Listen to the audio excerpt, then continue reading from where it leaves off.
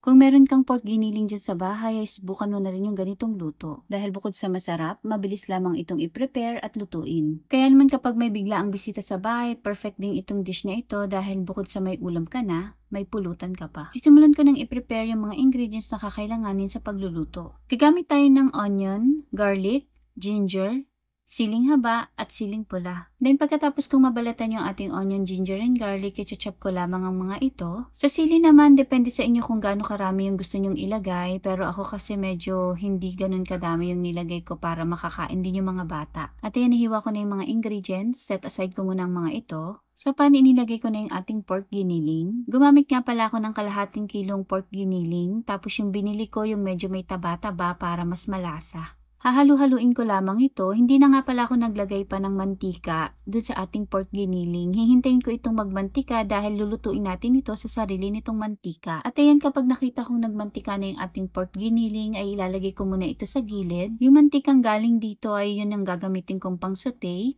Sisimulan ko nang ilagay yung ating onion, garlic, and ginger. Sa ganitong paraan ay mas magiging malasa at masarap yung ating lulutuin. At ayan, continue lang sa pagsusote. Kapag naaamoy ko na yung aroma ng ating onion, garlic, and ginger, pwede ko nang ihalo yung ating pork giniling na nilagay natin sa gilid kanina. Shoutout po kay Ma'am Leilani Tolentino from Ilagan City, Alcantara Lesan from Tarlac, Lida Andrade from Calibo, Aklan, Virgie Cabral from Lemery, Batangas, Evangeline Galang from Pampanga, and Ma'am Ferlin Lompon from Bukidnon. Maraming salamat po sa panonood ng aming mga video. Sunod ko nang ilalagay yung ating siling haba at siling pula, tapos titimplahan ko lamang ito ng salt and pepper. Hininaan ko na nga pala yung ating apoy, tapos hahaluin ko lamang ito ng mabuti para magpantay yung lasa ng ating niluluto. At para naman sa karagdagang linamnam at lasa ay nagdagdag ako ng liquid seasoning. Mix well. Tapos sunod ko nang ilalagay yung ating mayo. Hahalu-haluin ko lamang ulit ito hanggang sa mag-combine na lahat ng mga ingredients na inilagay natin.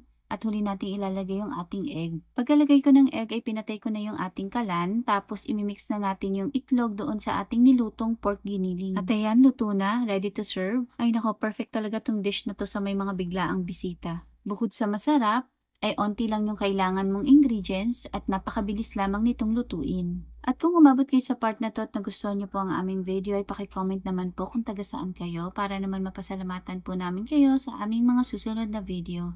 Yun lamang po. Maraming salamat.